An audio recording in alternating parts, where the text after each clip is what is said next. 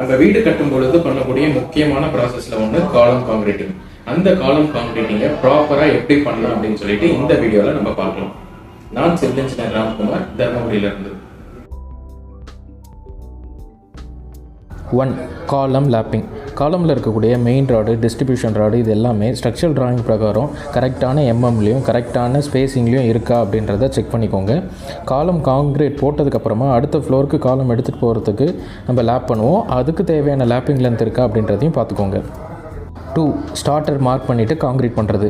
இந்த ஸ்டார்டர் போடுறது மூலிமா நம்ம ரூம்ஸ் எல்லாமே ப்ராப்பரான மூலமட்டத்தில் இருக்குது அப்படின்றத நம்ம செக் பண்ணிக்கலாம். அதே சமயம் ஃபவுண்டேஷன்லேருந்து ஃபைனல் ரூஃபில் வரக்கூடிய காலம் வரைக்கும் காலம் ஒரே அலைன்மெண்ட்டில் இருக்கணும் அப்படின்னா இந்த ஸ்டார்டர் காங்கிரீட் வந்து நம்ம பண்ணணும். 3. ஷட்டரிங். பெரும்பாலான ரெசிடென்ஷியல் கன்ஸ்ட்ரக்ஷனில் இந்த மாதிரி ஒரு மெட்டல் பாக்ஸ் யூஸ் பண்ணி தான் ஷட்டரிங் பண்ணுவாங்க. இந்த பாக்ஸ் வந்து டென்ட் இல்லாமையும் நிறைய பெண்ட் இல்லாமையும் இருக்கா அப்படின்றத பார்த்துக்கோங்க. இந்த பாக்ஸை நம்ம போல்ட் அண்ட் நெட் யூஸ் பண்ணி வந்து டைட் பண்ணிக்கணும். இப்படி பண்ணுறதுனால சிமெண்ட் ஸ்லரி லீக் ஆகாமல் நம்ம பார்த்துக்கலாம். 4. Concrete mixing. இந்த பில்டிங்கில் நம்ம காலம் வந்து M20 கிரேடில் டிசைன் பண்ணியிருக்கோம். M20 கிரேடுக்கு 1, 2, 3 அப்படின்ற ரேஷியோ யூஸ் பண்ணணும்.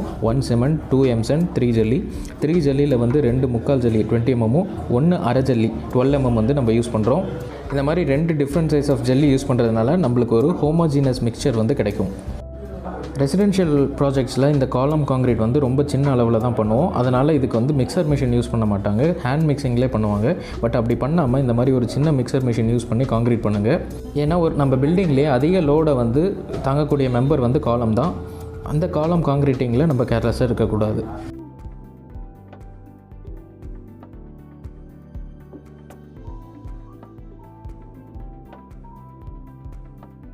5. Concrete boring. நம்ம மிக்ஸ் பண்ண காங்கிரீட்டை காலம் பாக்ஸில் கொட்டும் பொழுது ஒரு 2 அடிக்கு ஒரு தாட்டி இந்த காலம் ராட்ஸை வந்து நம்ம ஷேக் பண்ணணும். இதன் மூலயமா வந்து காங்கிரீட் எல்லாமே வந்து கீழே போயிடும். அதே மாதிரி ஒரு 3 அடிக்கு காங்கிரீட் போட்டதுக்கப்புறமா வைப்ரேட்டர் மிஷின் யூஸ் பண்ணி நம்ம ஒரு தாட்டி காம்பேக்ஷன் பண்ணிக்கணும். அப்படி பண்ணும் பொழுது அதில் இருக்கக்கூடிய ஏர் பாக்கெட்ஸ் எல்லாமே வெளியில் வந்துடும். நமக்கு ஸ்ட்ராங்கான காங்கிரீட் கிடைக்கும். 6. Proper cover.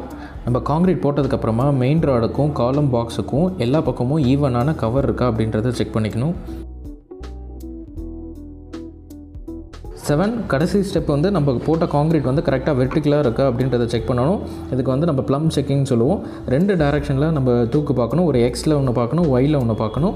இன்கேஸ் காலமுடைய லென்த் 1.5 அடிக்கு மேலே இருந்தால் அந்த 1.5 அடியிலேயே வந்து 2 இடத்துல வந்து நம்ம ப்ளம்பு செக் பண்ணணும். இந்த வீடியோ கண்டிப்பாக உங்களுக்கு யூஸ்ஃபுல்லாக இருந்திருக்கும்னு நினைக்கிறேன். வீடு கட்டக்கூடிய உங்கள் ஃப்ரெண்டுக்கு இந்த வீடியோவை ஷேர் பண்ணுங்கள். தேங்க்யூ.